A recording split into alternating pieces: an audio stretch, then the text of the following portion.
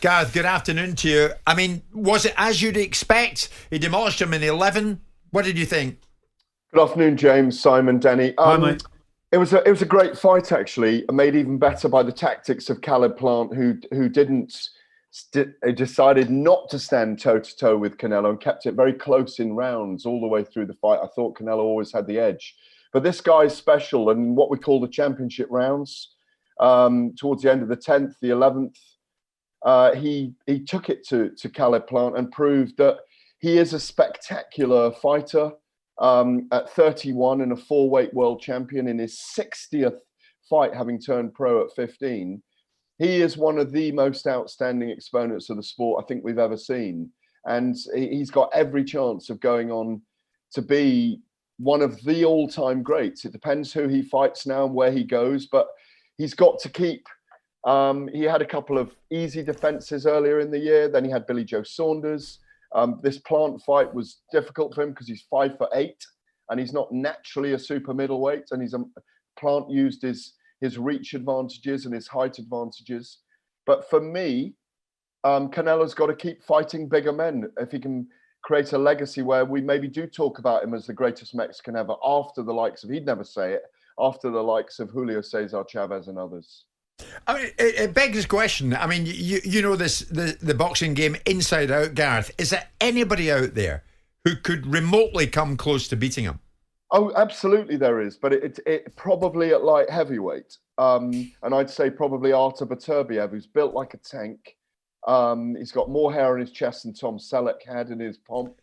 He's one of those big, broad, heavy-set Eastern European fighters who's like the immovable object. And it's going to take an almighty effort for Canelo to beat someone like him. That might be a step too far, but this is the kind of guy who wants to test himself. And I think he can beat two of the other light heavyweight champions at the moment in Dimitri Bivol and Joe Smith Jr.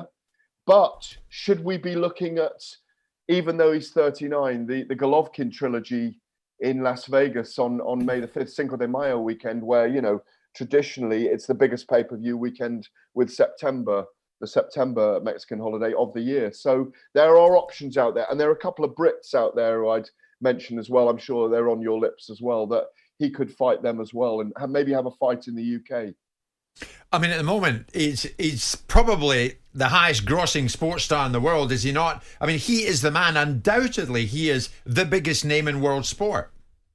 Well, he's huge, isn't he? I mean, the fact he's taken up golf and he's speaking English now and he's putting himself out there, himself out there. Did you hear that pun? Never mind, that wasn't deliberate. No, that was very good. I would like to beat him at golf, though. Listen, he's off scratch. Is he? Is he? Wow. Danny, you should play him. Imagine that. Yeah. Sal, Danny moved his ball on the green there. Oh, I'd love to see that. Sorry, on you go, Gareth. But look, we've been pushing. He's beaten 7 Brits over the last decade: Ryan Rhodes, Matthew Hatton, Amir Khan, Liam Smith, Callum Smith, Rocky Fielding, and Billy Joe Saunders. God, I'm glad I won the generation game then. Well done, mate. But he hasn't had a fight in the UK. We are a huge fight country to the rest of the world right now. And I think a fight here in the UK would be really good as well. And Zach Parker, who won at the weekend, is not a big name everybody knows, but he's #1 challenger with the WBO for Canelo's 12-stone belt in the 12 WBO belt. And also there's John Ryder, who's obviously promoted by, Parker's promoted by Frank Warren, and Zach Parker, and John Ryder's promoted by Eddie Hearn, and Ryder's #3 with the WBA and #11 with the WBC. So that's a prospect. Hearn's talking about, might have been on your show last week, certainly on one of the shows on talkSPORT, talking about trying to bring Canelo to the O2 Arena in February. And there's no doubt it'd be like gold dust getting tickets.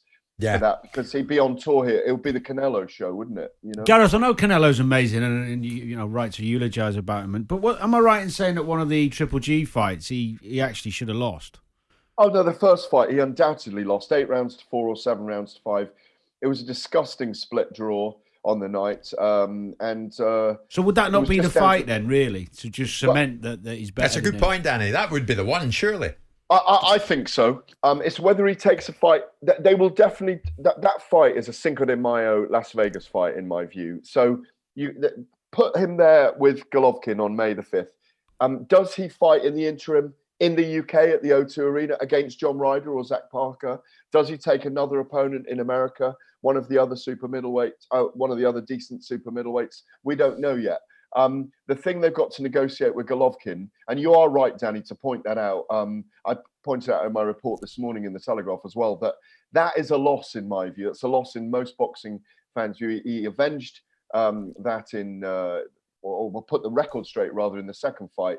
But there is still things to pass between the two guys. The problem is Golovkin's 39 now. That was 2017, that first fight. Wow. September 2017, September 2018. Even in that year in the middle, we saw Golovkin age a little bit. As I say, he's 39 now. He's campaigning at middleweight, and Canelo's been at super middle for over a year and a half. So they have to agree on probably a catch weight. Will Golovkin have to come up to super middleweight? All the cards are stacked in Canelo's favour right now. Yeah. You have to agree the judges as well, surely. Yeah. Absolutely. I always remember, Gareth, when Mike Tyson was in his pomp, he had his opponent beaten before the first punch was thrown. Is it getting close to that with this guy? I mean, Plant gave a good account of himself, but I mean... Oh, no, he did. He gave a fantastic account of himself. If you were having one criticism of Canelo on Saturday night, is that he was a bit one-dimensional. He wasn't setting much up off the jab. And that he was trying to throw big, heavy power shots. He was the same against Billy Joe, wasn't he? Why is Simon so quiet today? Because I'm listening. Because he was the same against Billy Joe, wasn't he? He was quite one-dimensional in that fight. And the common denominator is, whilst these two fighters, and Caleb Plant, about the levels he got to have had 22 fights, the levels that he'd fought at and the levels that Canelo fought at were vastly different. But the one common denominator is a lack of power. And the one thing that Caleb Plant couldn't do was stop Alvarez. I thought he was wise through the fight. I thought he probably took 3 of the rounds himself, and starting with the first round, but he didn't have enough of a deterrent. Now, if he goes up to light heavy, that's a whole new ball game, isn't it? It is, and I think that's as I said at the top of this chat, that's where look. He's beaten Sergei Kovalev at light heavyweight and won a title with Kovalev really not at his best, past his pomp, 2 defeats to Andre Ward, all of that kind of stuff, and at the tail end of his career. But to fight a fresh Dmitry Bivol, who's not a huge light heavyweight. I think he'll beat Bivol, don't you? I think he beats Bivol. Craig Richards gave Bivol a run for his money. Should have beaten him, shouldn't he? Absolutely. Smith is a puncher, so that's an exciting fight. I suspect by the time, if he does fight light heavyweight, by the time the Bivol, the Beterbiev fight comes around, they might just swerve that. It might just be a step too far. It's one of those fantasy fights we'd love to see, but if Canelo can't put a dent in the other light heavyweights, they'll probably move aside. Is there any space or place? I hate to hear myself say it, for Chris Eubank Jr. against Canelo. I think so. But Chris has got to. I mean, we're hearing that there's a Liam Williams fight about to be signed. That's very close. That's a really good fight for Chris Eubank Jr. in his new style under Roy Jones Jr. I think he'll revert to type anyway eventually, and just be a tenacious, aggressive fighter. But yes, that's a fight that really sells in the UK as well. If you were able to put a fight on Eubank in Jr. the UK that would sell, Eubank Jr., because that's the big showcase fight, if you like, even though perhaps some people say that Eubank hasn't earned that yet. I'll be one of those. We know that Manny Pacquiao is going on to become a Filipino senator. We're not going to be talking about the new Mexican president, Canelo, anytime soon, are we? Much further down the line.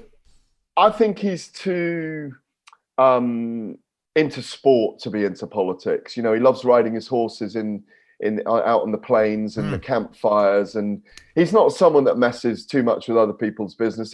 He's a fantastic guy, and then you know what? Since he's started speaking English in lockdown, he's going to endear more fans to him. And I think there is a genuinely big call to get him over here to have one big fight in the UK with a British fighter, and I think it would go down a storm. The problem they've got is getting the time zones right for a pay-per-view in America and in Mexico. That's the issue with it, really. Gareth, what's the record for the amount of different belts holding different weights? Or world champion winning world title belts?